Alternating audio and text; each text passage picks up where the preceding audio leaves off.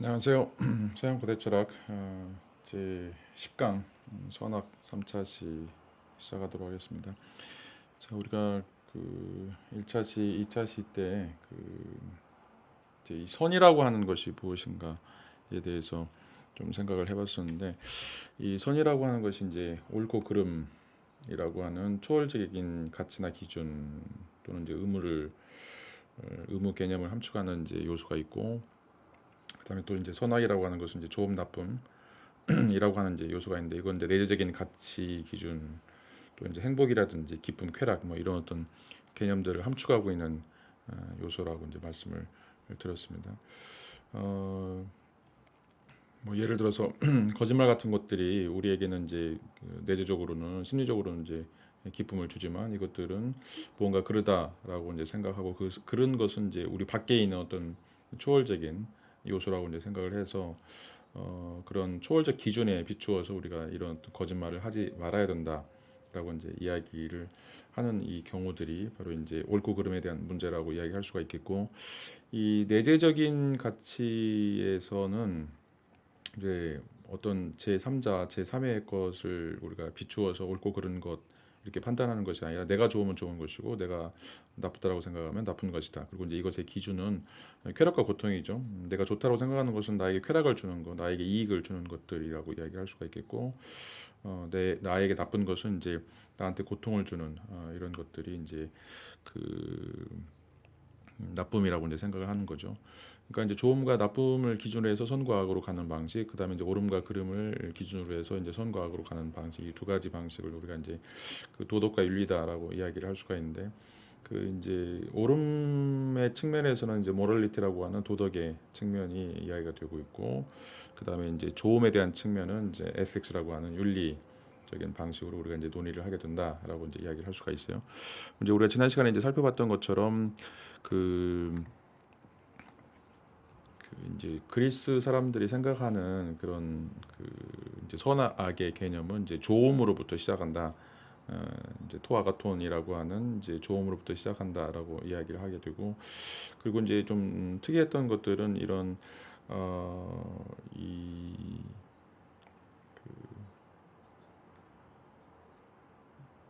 이 조음이라고 하는 것이 단순하게 이제 우리가 가지고 있는 어떤 현실적인 그런 어떤 측면들도 또 중요하지만, 어떻게 보면 이제 이런 방식의 그 선과 악이다라고 하는 것이, 선과 조음으로서 선과 악이라고 하는 것이 이제 어떤 진리라든지 아니면 아름다움이라든지 이런 것들을 이제 그 추구하면서 우리가 목표로 지향해야 될 어떤 것들이다라고 이제 이야기를 할 수가 있죠. 그래서 인간이 갖고 있는 이제 그 여러 가지 조음들이 있는데, 그 조음들 중에 가장 큰 조음이라고 하는 것이 바로 이제 이 윤리적인 그런 어떤 조음이다라고 이제 이야기할 수가 있는데, 이제 이 윤리적인 조음을 위해서 나머지 예를 들어 진리라든지 아름다움이라든지 이런 모든 것들이 다 이제 이것들을 지향하고 있다라고 이제 이야기를 할 수가 있어요. 그런 의미에서 이제 우리가 공부를 한다라고 이야기할 때, 공부를 하는 그러니까 진리를 탐구하는 이유가 뭐냐면, 우리가 이제 선한 인간이 되기 위해서 그렇다라고 이야기할 수가 있겠고, 그런 의미에서 이제 이 지식인 아름다움, 이 모든 것들을 이제 이 도덕에 복속시키는 이런 그 선 개념에 복속시키는 이런 이야기들 좀 우리가 논의를 했습니다. 자, 오늘은 이제 그런 주장과 관련해서 좀 이제 플라톤의 생각과 아리스토텔레스의 좀 생각을 살펴보고, 그다음에 이제 이런 생각들이 현대에 어떻게 또 영향을 미치고 있는지를 좀 살펴보도록 하겠습니다. 자, 이제 플라톤에게 있어서 조음은 우리가 지난 시간에 살펴봤던 것처럼 이제 그 초월적인 그런 어떤 조음이다라고 이야기를 할 수가 있죠. 그런 어떤 초월적인 그런 조음이기 때문에 현실적인 어떤 조음과는 조금 거리가 있는 그런 어떤 측면이다라고 이제 이야기를 할 수가 있겠고, 이 초월적인 가치를 우리가 이제 지향하는 이유는, 현실이 굉장히 이제 비관적인, 현실이 그 초월적인 것들을 갈구할 수밖에 없는 그런 어떤 상태로 이제 굉장히 그안 좋은 상태라고 할 수 있기 때문에, 이제 우리가 계속 이 세계를 떠나서 뭔가 이제 더 아름다운 세계, 보다 더 가치 있는 세계, 그다음에 더 훌륭한 세계, 이제 이런 초월적인 가치관을 우리가 지향하게 되는 거죠. 어, 이제 플라톤이 살았던 이제 이 아테네가 이제 그 굉장히 황금기였는데 이제 그 황금기에서 계속해서 이제 그 몰락하고 있는 그런 모습들을 우리가 이제 살펴볼 수가 있는데 이제 아테네가 이제 388년에 이제 마케도니아에 함락을 하게 되고 이제 자신들이 생각할 때는 오랑캐라고 했던 이제 그 그리스 북부에 있는 마케도니아 여러분들 잘 아시다시피 이제 그 알렉산더 대왕이 마케도니아 출신인데 이 마케도니아의 그 문화가 이제 그 아테네인들이 생각할 때는 굉장히 이렇게 수려하거나 그 훌륭한 문화라고 생각을 하지 않았어요. 그런데 이제 그런 문화에 의해서 이제 그 아테네가 점령이 되게 되고 나중에는 이제 그 기원전 148년에는 이제 마케도니아가 로마의 속주로 편입을 하게 되면서 이제 그리스라고 하는 나라가 없어지게 되죠. 자 이제 이렇게 그 148년에 마케도니아가 로마의 속주에 이제 편입되면서 거의 뭐 2000년 가까이 물론 이제 그 그리스는 굉장히 훌륭한 문화를 가지고 있었기 때문에 뭐 예를 들어서 이제 비잔틴 그리스라고 이제 이야기할 수 있는데 이건 이제 그 동로마라고 이야기할 수가 있겠죠. 뭐 실제로는 정치적인 체계에는 동로마였지만 그 안에 이제 문화라든지 제도라든지 이런 것들은 이제 여전히 그리스적인 그런 어떤 요소가 이제 남아 있다라고 이야기할 수가 있겠고 그래서 이게 1821년까지 그리스가 이제 독립운동을 이제 시작하게 되는데 그 사이 이제 1453년부터 1821년까지는 이제 또 오스만 터키의 지배를 받게 됐었고 그다음에 이제 1821년부터 이제 차근차근 이제 독립운동을 해 나가면서 뭐 이게 이제 완전히 그리스가 독립하게 된 거는 이제 거의 이제 1차 대전 이후 이제 이유라고 이제 이야기를 할 수가 있습니다. 이제 그리스가 이제 이런 방식으로 거의 뭐 2000년 동안 계속해서 이제 이렇게 이제 쇠락의 길을 걸어가게 되는데 이제 그 첫 출발점이 바로 이제 이 플라톤이 활동하고 있었던 그런 어떤 BC 뭐 5세기 4세기 그 이제 마지막으로 무너지기 전에 아테네가 무너지기 전에 이제 그리스 사람들의 어떤 삶의 모습들 뭐 이런 것들을 보면서 굉장히 이제 비관적인 그런 생각을 플라톤이 가지고 있었고 그렇기 때문에 이제 이거를 벗어날 수 있는 어떤 하나의 대안으로서 이제 초월적인 이런 어떤 가치관들을 제시하고 있다라고 이야기를 할 수가 있어요. 자, 이런 어떤 초월적 낙관주의, 우리가 살고 있는 세계는 이제 안 좋고 이런 어떤 염세주의적인 세계관에서 자 이게 이제 플라톤 또는 플라톤 이후의 신플라톤주의, 이제 플로티노스라고 하는 이제 학자가 이 플라톤적인 요소와 오르페우스적인 요소 또 이제 굉장히 그 동방의 신비주의적인 요소를 이제 결합시켜서 만든 게 이제 신플라톤주의인데 이런 또 생각이 기독교로 이제 그대로 이어지면서 이 플라톤적인 기독교적인 이런 어떤 방식이 이제 서구에 가장 큰 중추적인 이제 역할들을 하게 됩니다. 우리가 이제 보통 이제 그리스 또는 이제 로마 또는 이제 서양 문명을 이제 헬레니즘하고 헤브라이즘 뭐 이런 식으로 이제 이야기를 하게 되는데 이 헤브라이즘적인 어떤 사고 방식 자 이것의 이제 원류가 이런 어떤 초월적 낙관론 이제 플라톤, 신플라톤, 기독교로 이어지는 그러니까 초월적인 어떤 세계관을 제시를 하고 있는 이런 요소가 굉장히 강하다라고 이제 이야기를 할 수가 있어요. 이제 아리스토텔레스는 이제 플라톤의 제자인데 플라톤의 이제 그 측면도 있고 또 이제 그런 플라톤에 대해서 이제 비판을 제시하는 그런 어떤 측면도 있긴 한데 기본적으로 또 이제 아리스토텔레스는 이제 이 세계에 대한 어떤 기준점을 좀 찾기를 원했었고 그것을 이 세계 내에서 이제 발견하려고 시도를 했죠. 그래서 이제 이 조음이라고 하는 것이 이제 아리스토텔레스의 선 개념인데 이건 이제 어떤 그 이 세계를 만들고 있는 또 이 세계를 이제 그 가동하고 있는 원동자 또는 어떤 필연적인 존재 또는 원리 또는 이제 순수 사유 오탄데 순수 사유 또는 이제 신 뭐 이것도 이제 제작자로서의 신 이제 최초의 그 부동의 원동자로서의 신 이런 이제 개념을 이제 이야기를 하고 있어요. 그래서 이제 플라톤적인 그런 어떤 초월적인 것들을 이제 이야기를 하면서 동시에 그것들이 이제 우리 세계 속에서 이제 뿌리 내리고 있고 어떤 방식이든지 연관되어 있다라고 하는 이제 이야기가 아리스토텔레스의 이제 그 조응으로서의 선 개념이다라고 이야기를 할 수가 있습니다. 그리고 이제 그럼에도 불구하고 플라톤과 이제 아리스토텔레스의 이제 그 좀 차이점은 이 선이라고 하는 것이 그 이성적인 거냐, 순수 이성적인 것이냐, 아니면 이제 이성과 의지가 포함되는 것이냐, 이런 어떤 문제와 관련해서 조금씩 차이점이 있습니다. 이제 플라톤은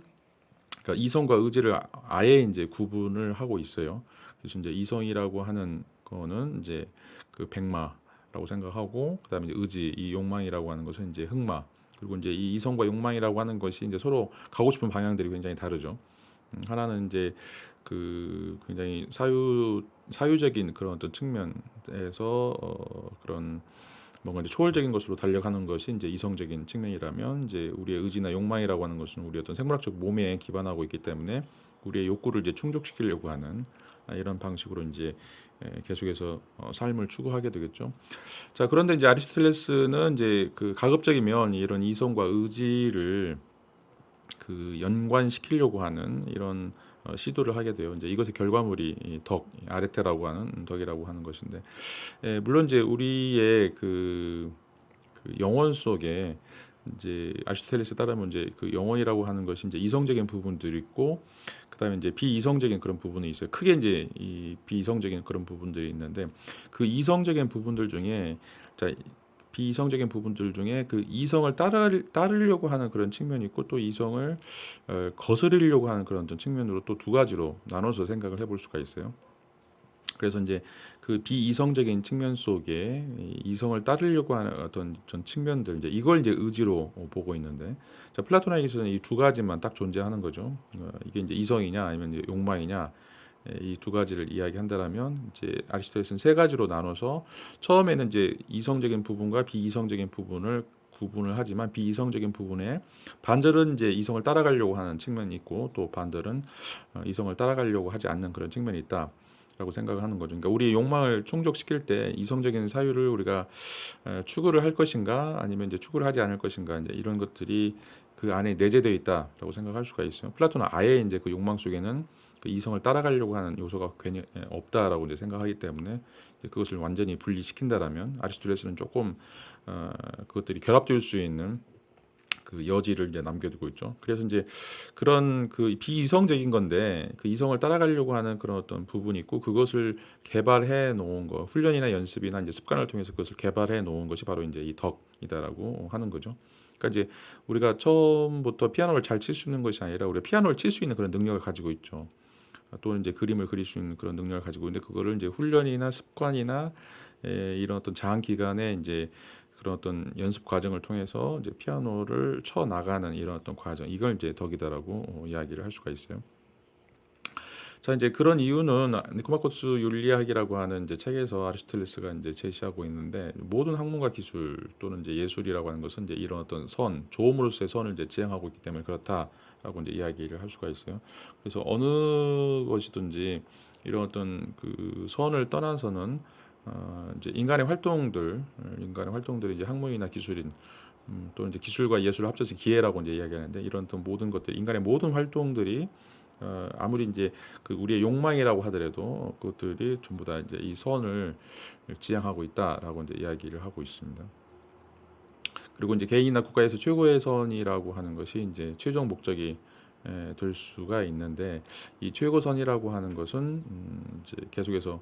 형태는 다르긴 하지만 우리의 어떤 정신, 영혼 또는 이제 신, 이런 것으로 이제 드러나게 된다라고 이야기를 하고 있고, 아리스토텔레스에서 이제 굉장히 중요한 이 최고선이라고 하는 개념, 숨문 본음이라고 하는 이제 최고선이라고 하는 이제 이 개념은 그리스 말로 이제 에우다이모니아라고 이야기하는데, 이 에우다이모니아라고 하는 말이 이제 행복이다라고 하는 이야기예요. 에우라고 하는 말은 이제 좋은이라고 하는 말이고, 그다음에 이제 다이몬이라고 하는 거는 이제 뭐 정령 또는 이제 신, 뭐 이런 이야기인데, 그러니까 이제 그,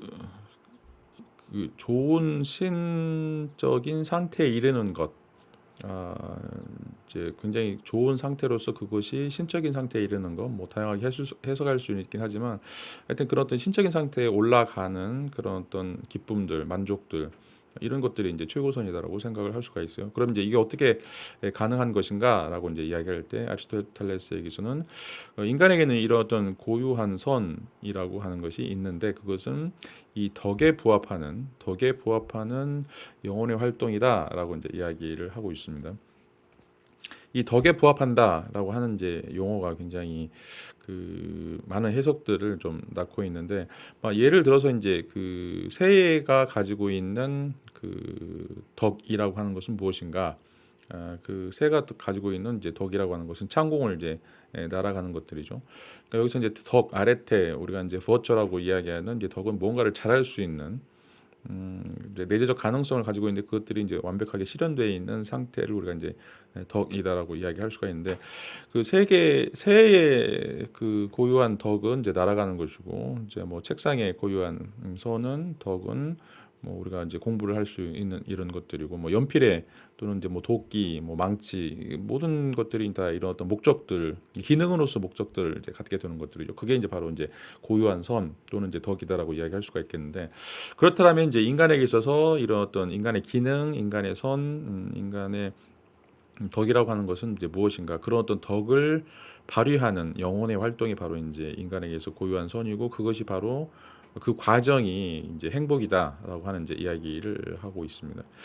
자, 그렇다면 이제 인간에게서 가장 완전한 부분, 인간이 가지고 있는 가장 내재적인 그 완벽한 가능성, 이건 이제 무엇이냐라고 하는 것을 이제 아리스토텔레스는 묻고 있는데 그게 바로 이제 사유예요. 사유, 생각하는 것. 인간이 다른 이제 동식물들과 다른 것들은 이제 다른 영혼을 가지고 있다라고 이제 이야기할 수가 있는데 그 다른 영혼이라고 하는 것이 바로 여기서 이야기하는 우리가 이제 관조적 이성, 생각할 수 있는 이성, 그 우리가 생각하는 그런 인간이라고 하는 이제 그 모습이 바로 그 인간의 이제 가장 본질적인 그런 측면이다라고 하는 것들이죠. 뭐 로댕이 이제 생각하는 인간 뭐 여러분들 생각을 좀 해볼 수 있을 텐데 우리에게서 가장 완벽한 부분 이제 물론 이제 이건 가능적인 형태로서 이제 완벽한 부분이라고 할 수가 있겠고 그런 어떤 사유 관조 이런 것들을 이제 그것에 부합하는 영혼의 활동이 바로 인간에게서 가장 행복한 것이다라고 이제 이야기를 할 수가 있어요. 그래서 새의 날개처럼 또 이제 두더지의 발톱처럼 그 또 뭐 연필의 그 연필 심처럼 뭐 그런 이제 어떤 도구이자 그런 어떤 본질이 되는 것은 바로 이제 인간에게서 이성이다라고 이야기할 수가 있는데 이 인간은 이제 이런 어떤 이성을 최대한 발휘하면서 사는 것이 바로 이제 최고의 행복이다. 라고 하는 것들을 이제 이야기하고 있습니다. 자, 이게 이제 그리스 사람들이 가지고 있었던 이제 기본적인 그런 어떤 측면이다라고 이제 이야기를 할 수가 있습니다. 자, 이제 세 번째 절로 내재적 가치와 초월적 가치를 좀 살펴보도록 하겠습니다. 자, 앞에서도 이제 이제 내재적 가치는 이제 기쁨, 쾌락 뭐 이런 내용이라고 이제 이야기할 수 있겠고 이제 초월적 가치라고 하는 것은 이제 오름 또는 이제 그름 이런 거죠. 이 오름 그름은 이제 우리가 이성을 통해서 뭔가 추론이라든지 비교, 대조, 관찰 이런 걸 통해서 이제 사유의 결과물로서 갖는 것이기 때문에 우리 밖에 있는 어떤 요소들이죠. 우리 내재하고 있는 요소들은 우리에게 이제 쾌락을 주느냐 아니면 고통을 주느냐 이것에 따라서 이제 쾌락은 이제 좋음으로 고통은 이제 나쁨으로 이제 이렇게 가서 이걸 이제 선악의 개념으로 우리가 받아들이고 있는데 자 이제 이런 것들이 이제 특별히 나중에 이제 이 헬레니즘 시대에 플라톤과 아리스토텔레스의 생각들이 이제 어떻게 또 영향을 미치고 있는지를 좀 살펴볼 필요가 있어요. 자, 헬레니즘은 이제 기원전 334년부터 이게 이제 기원전 30년까지 이 거의 한 300년간의 이제 기간인데 이 기간에는 어떻게 보면 이제 윤리와 종교의 시대라고 이제 이야기를 할 수가 있어요. 이제 철학적 사유보다는 이제 직접적인 실천이 매우 선호되는 그런 어떤 시대다라고 이제 이야기를 할 수가 있는데, 자 이제 이 헬레니즘 시대에는 이제 그리스가 전 세계를 제패하는 이제 그런 시대였습니다. 그래서 어떻게 보면 이제 더 이상 전쟁도 있지 않고 물론 계속해서 이제 정복 전쟁이 있기는 했지만 그리스 안에 있는 이제 사람들은 이제 더 이상 그런 이제 민족적인 그런 어떤 전쟁이 없었고 그다음에 이제 이게 자연스럽게 이제 그리스에서 로마로 또 이제 넘어가게 되면서 굉장히 이제 풍요로운 그런 어떤 삶을 살던 시대였어요. 지금 이제 우리가 살고 있는 뭐 21세기 뭐 요즘에 이제 코로나라든지 몇 가지 굉장히 뭐 경제적으로 좀 힘든 것이 있긴 하지만 정치적인 어떤 큰 격동이 있는 그런 어떤 과정들은 없었죠. 뭐 예를 들어서 뭐 그6.25 전쟁이라든지 뭐 또는 이제 뭐 베트남 전쟁이라든지 굉장히 이제 그러니까 우리 어떤 삶 자체를 굉장히 불안하게 하는 그런 이제 전쟁이나 기근이나 이런 어떤 재앙들이 이제 없었던 시대였기 때문에 우리가 이제 굉장히 우리가 살고 있는 세계가 어떻게 보면 이제 뭐 돈만 있으면 여가만 있으면 충분히 뭐 이것저것 다 할 수 있을 거라고 좀 생각을 하는 거죠. 자, 이런 이제 의미에 있어서 더 이상 생각할 필요가 없는 거죠. 뭐 굉장히 문제를 해결하기 위한 그런 절박함이 있어야 철학적 사유가 좀 발달하는데 그런 게 굉장히 없었기 때문에 어떻게 보면 이제 팍스 로마나라고 이야기하는 그런 전 로마의 평화가 계속해서 유지되는 그런 시대였기 때문에 실제적으로 사람들은 이제 어떻게 먹고 마시고 그런 어떤 쾌락을 이제 유지할 수 있을 것인가라고 하는 이제 문제를 고민을 했었고 이런 의미에서 이제 구원에 대한 어떤 갈구가 이제 시작되었다라고 이야기를 할 수가 있어요. 이제 이 그리스적인 사유하고 그다음에 이제 오리엔트적인 사유 이게 이제 또 여기서 굉장히 또 문제가 되고 있는데 한편으로는 이제 그리스 로마적인 사유 에피큐로스라는 스토아 학파에서 어떻게 하면 이제 현실에서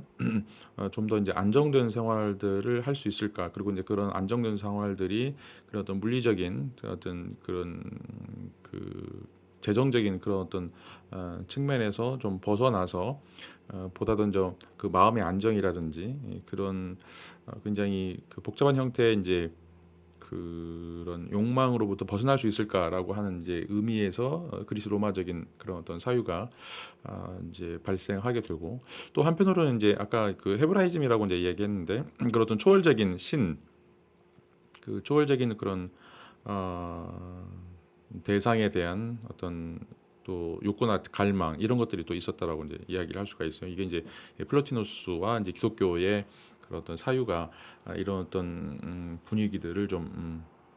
반영하고 있다라고 이제 이야기를 할 수가 있습니다. 자, 이제 이런 두 가지 이제 큰 대립들, 이제 헬레니즘과 헤브라이즘이라고 하는 이런 어떤 현실주의와 초월주의의 이제 대립이라고 하는 문제는 이제 또 선악의 문제에서도 이제 등장을 하게 되는데, 자, 예를 들어서 이제 에피쿠로스 학파 같은 경우에는 이제 최고에서는 쾌락 또는 이제 기쁨이다라고 이제 이야기를 하고 있어요. 이제 더 이상 신이 아닌 거죠. 예를 들어서 이제 신이라고 하는 것 또는 영혼이라고 하는 것은 이제 어떤 존재를 가리키고 있지만 기쁨이나 쾌락이라고 하는 것은 존재가 아니라 어떤 상태를 가리키고 있는 거죠. 그래서 이제 더 이상 그리스 사람들은 이런 어떤 존재론적인 그런 관심, 존재론적인 어떤 철학에는 이제 무관심했고 오히려 이제 우리가 누리고 있는 이런 상태, 이런 어떤 상태들을 어떻게 좀 더 고급적인 상태로 만들 것인가, 어떻게 좀 한 단계 넘어갈 수 있을 것인가 이런 방식으로 이제 고민을 했다라고 이야기를 할 수가 있어요. 여기서 이제 쾌락이라고 하는 이제 말은 그리스 말로 헤도네라고 이야기를 하고 그리스 말 아니 이제 라틴어로 이제 월럽타스라고 이제 이야기하는데 여기서 이제 우리가 그 좀 조심해야 될 게 이런 게 관능적인 쾌락, 뭐 성적인 쾌락, 뭐 이런 것들이 아니라 좀 기쁨이라고 하는 그런 의미를 갖는다라고 이제 이야기를 할 수가 있어요. 어, 이제 일반적인 이제 쾌락이나 이제 기쁨 같은 경우에는 그리스 사람들이 이제 파토스라고 이야기를 하고 있는데 이제 파토스는 이제 파스코라고 하는 그리스 동사에서 나왔어요. 파스코. 이제 이거는 이제 뭔가를 겪는다라고 이제 이야기하는데 자신은 가만히 있는데 뭔가 와가지고 자신을 뒤집어 놓는 것들이죠. 이게 이제 파토스라고 하는 게 정념, 영어로 이제 패션이라고 이제 이야기하는 것들인데 나를 이제 가만히 안 놔두고 계속해서 휘두르는 것, 이런 것이 이제 일반적인 어떤 쾌락 이제 정의다라고 이제 이야기를 할 수가 있겠죠. 근데 이런 요소들은 계속해서 이제 변덕스럽고 또 단편적이고 이것 때문에 이제 어떤 그 감정의 기복이 굉장히 그 심해지는 것들을 좀 알 수가 있습니다. 자, 그런데 이제 에피큐로스나 이제 그 또 스토아 학파에서 이야기하는 이제 그런 쾌락주의는 이런 어떤 그런 파토스로서의 어떤 쾌락, 기쁨 여기에 이제 빠지는 것이 아니라 어떻게 보면 이제 안정적이고 굉장히 지속적인 어떤 쾌락 이런 것들을 좀 강조를 하고 있어요. 그래서 오히려 이제 그 파토스로부터 해방된 아파테이아라고 이야기를 하는데 아파테이아는 이제 무정념이에요. 정념이 없는 상태. 아라고 하는 게 이제 부정 접두어고 파테이아는 이제 파토스로부터 나온 요소이기 때문에 그런 그 어떤 정념으로부터 휘둘리지 않고 자신이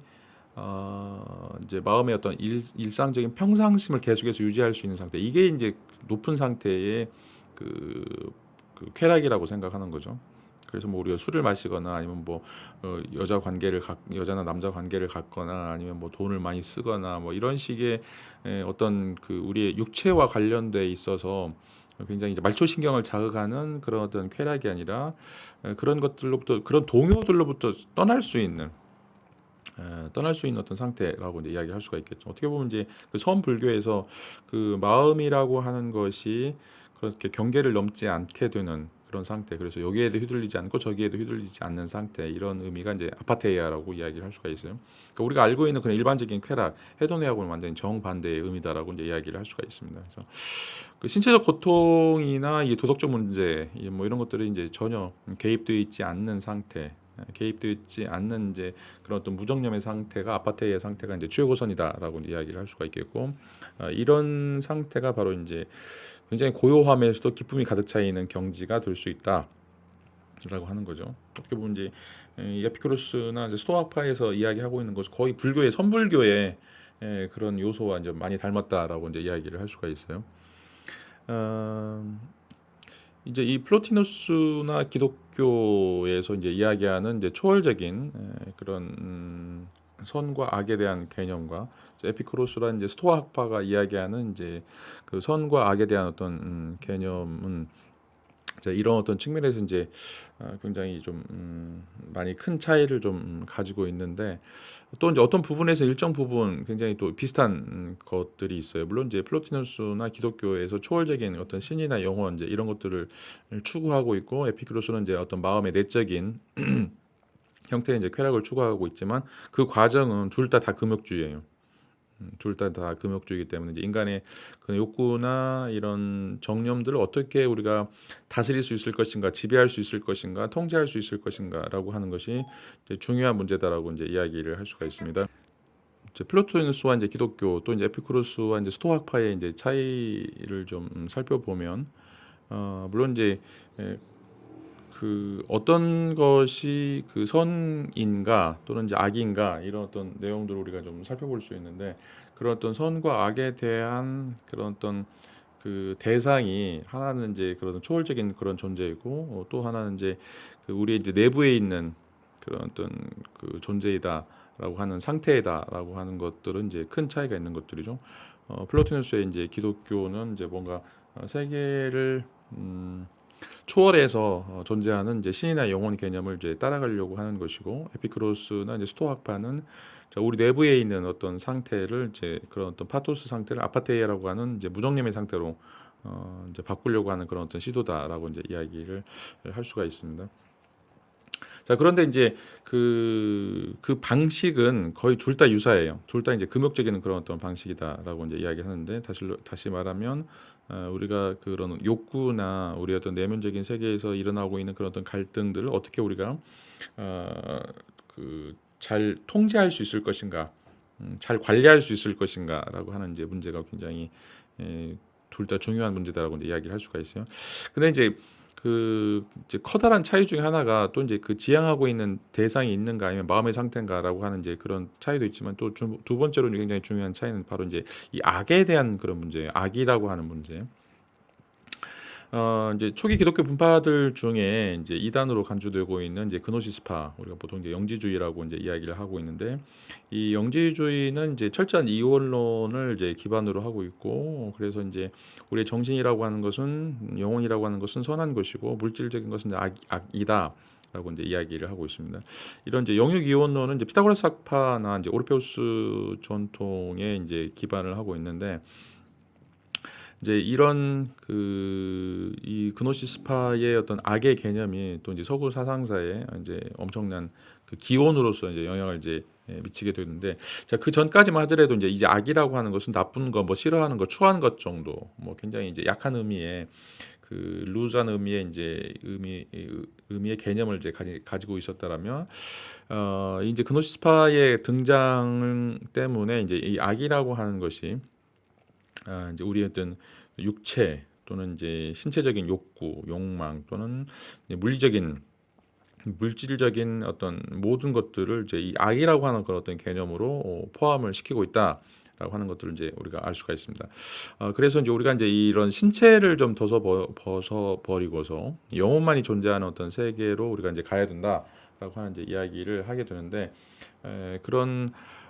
원래 영혼들만이 있는 세계, 이런 세계를 우리가 어떻게 갈 것인가라고 하는 그런 고민들이 이제 바로 이제 그노시스파의 가장 커다란 고민거리라고 이제 이야기를 할 수가 있습니다. 왜냐하면 우리가 살고 있는 세계는 이제 타락해서 이제 물질화된 그런 세계이고, 그래서 이제 우리가 육체를 벗어나서 영혼의 세계로 이제 돌아가는 이런 그 과정, 이것이 이제 굉장히 중요하다라고 이제 이야기를 할 수가 있습니다. 이런 어떤 그노시스파를 배경으로 하고 있는 이제 애니메이션이 뭐 신세계 에반겔리온이라든지 이제 모노노케 히메 뭐 이런 작품들에서 이제 등장하고 있는데, 자, 이런 작품들을 좀 살펴보면 굉장히 이제 묵시록적인 분위기를 좀 보여주고 있어요. 그래서 이 세계가 이제 전쟁을 통해서 모든 것들이 전부 다 사라지거나 아니면 이제 그 세계가 이제 바뀌게 되는 그런 어떤 과정, 그리고 그런 과정이 바로 이제 새 세상이 오게 될 것이다라고 하는 이런 어떤 그 묵시록적인 그런 어떤 세계관인데, 이 이제 묵시록이라고 하는 건 여러분 이제 뭐 성경 마지막에 있는 요한계시록에 나오는 그런 어떤 내용들인데, 이제 이 세계가 전부 다 멸망한 이후에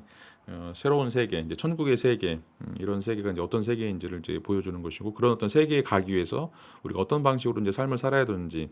이런 어떤 고민들을 좀 보여주고 있다라고 이야기를 할 수가 있습니다. 그 신세계 에반겔리온도 이제 그 마찬가지로 그런 비슷한 이야기를 좀 하고 있고, 어떻게 보면 이제 종말론적 메카물이라고 이제 이야기를 할 수가 있는데, 여기도 이제 어, 주로 이제 창세기와 성경의 이제 여러 요경들을 가져다가 이제 그 유대 기독교적인 상징들이 이제 많이 출연하게 되는 거죠. 이런 과정을 통해서 이제 그 정체불명의 그 사도라고 하는 이제 괴물체들이 등장하게 되는데, 그런 어떤 괴물체들과의 이제 싸움을 통해서 그 우리가 인간이 이제 가지고 있는 그런 어떤 내면적인 여러 가지 이제 그 감정적인 문제 또는 이제 정신병적인 문제, 이런 문제들이 이제 등장인물들을 통해서 이제 보여주고 있고, 그런 것들을 어떻게 초월할 것인가, 그런 어떤 그 이런 어떤 심리적인 어떤 상징이나 심리적 갈등을 통해서 이런 세계에 대한 그 우울한 어떤 측면들을 어떻게 우리가 벗어날 것인가라고 하는 것들을 좀 고민을 하고 있다라고 이제 이야기를 할 수가 있습니다. 보통 이제 애니메이션들이 대부분 다 이제 로봇이 나오면 그 로봇을 조종하는 사람들이 굉장히 뭐 영웅이 되고 뭐 세계를 이제 위험으로부터 구출하는 이제 그런 내용들이 주된 이제 그 애니메이션의 테마였다라면, 이 이제 신세계 에반겔리온 같은 경우에는 이제 그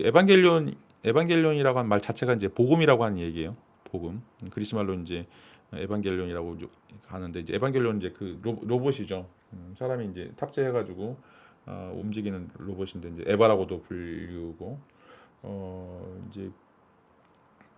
그 영화에서도 보면 이제 세컨드 임팩트라고 하는 그런 이제 사건들이 벌어지게 되면서 지구에 이제 굉장히 많은 참사들이 벌어지게 되죠. 뭐 예를 들어서 뭐 남극점에서 폭발 사건이 일어나가지고 남극의 빙하가 다 녹아버리고, 또 이제 지구의 자전축이 이제 기울어지는 이제 이런 사건이라든지 뭐 해수면이 상승하고 기후 변화가 이제 일어나가지고 또 전 인류의 어떤 절반이 이제 한 30억 명 정도가 이제 사망하는 이런 사건이 일어났는데, 이걸 이제 세컨드 임팩트라고 얘기해요. 어떻게 보면 이제 그 어떤 방식으로 이 세계가 무너져 가고 있는가, 그리고 이제 그 무너져 가고 있는 그런 삶에서 우리가 이제 어떻게 또 일어날 수 있을 것인가라고 하는 이제 이야기들이 계속해서 등장하고 있는데, 물론 이제 이 영화에서 보여주고 있는 내용들도 굉장히 다양한 형태의 이제 고민들을 보여주고 있는데, 이 그노시스파들은 실질적으로 이제 어떤 방식으로 우리가 이제 이 삶을 살아가야만이 이런 어떤 영혼을 더 순수하게 만들고 몸이라고 하는 이런 부분들을 극복할 수 있을 것인가, 자, 이런 어떤 고민들이 내재해 있다라고 이제 이야기를 할 수가 있겠습니다. 다음 시간에 이제 이런 좀 주장과 관련해서 근대, 우리가 지금까지 이제 그 고대 좀 사고들을 몇 가지 살펴봤는데, 이제 근대에서는 어떤 방식으로 이런 또 생각들이 다시 부활하게 되는지,